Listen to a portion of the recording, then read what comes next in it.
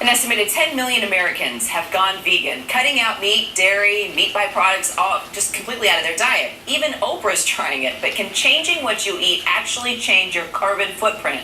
Arlena Cho is here with more. What do you think? Are you going to do it? Well, maybe. We'll have to see. The food is quite good, actually. You know, some believe changing your diet actually has more of an impact than changing your car on the environment. You know, we've all heard about flying less, driving less to reduce your carbon footprint, but going vegan? Some say eating a plants-only diet is earth-friendly, but does vegan food taste any good?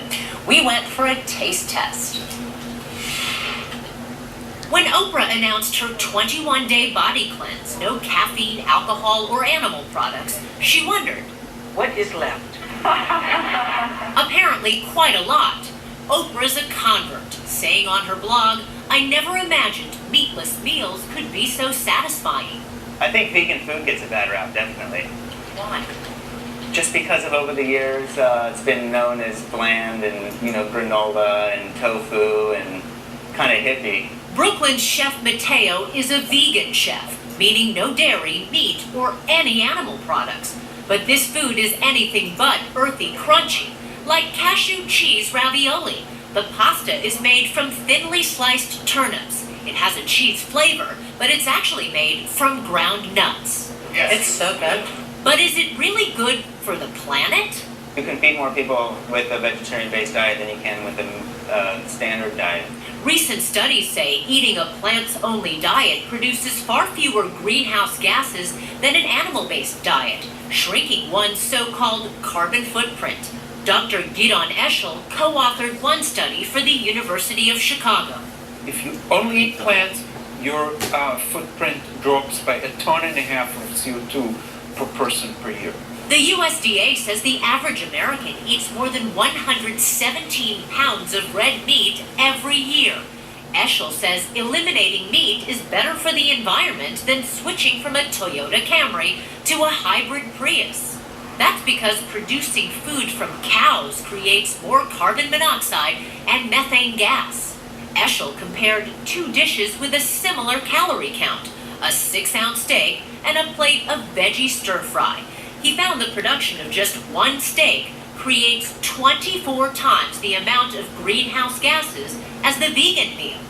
But if you're still skeptical, how about this? Chef Mateo's chocolate peanut torte with strawberry and vanilla coconut cream. Is right. It was very good. Now, a lot of people ask, what's the difference between being vegetarian and being vegan? Well, vegetarian means no animal flesh, meaning no meat, fish, or poultry.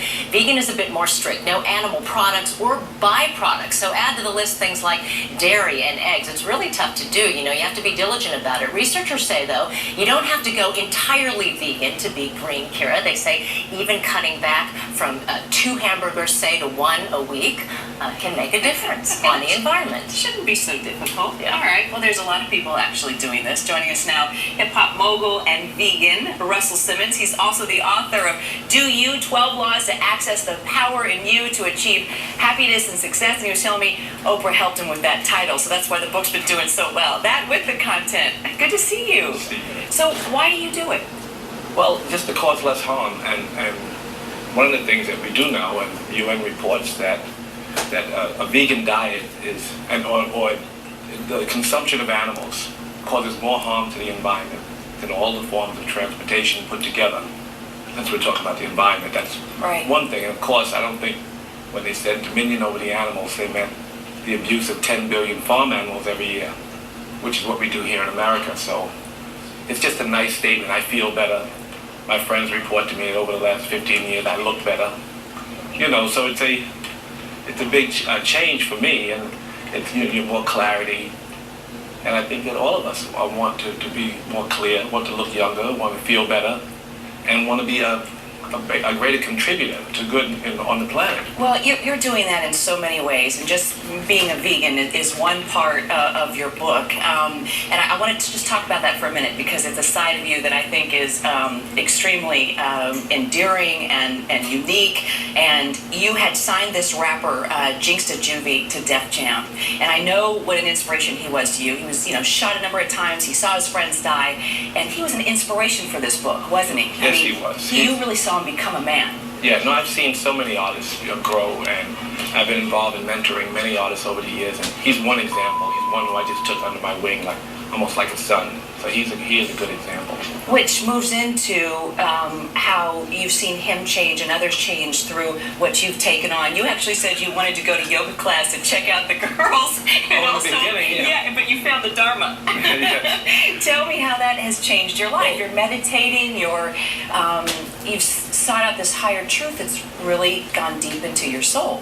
Well, it's just to recognize what's in him. I mean, in fact, all of us are looking for more stillness, for a chance to see the world in its beauty, right? And we're struggling with that. We have all these things that separate us. So the meditation slows the world down just a bit. The physical practice of yoga is part of that same process. All of us are searching, and so when you find a path that suits you, whether it's making church or, whether it's your temple or your synagogue or your mosque, and whatever it is, it's a path down the same road, and all of us are trying to get there. And yoga for me has been a very helpful practice. Something else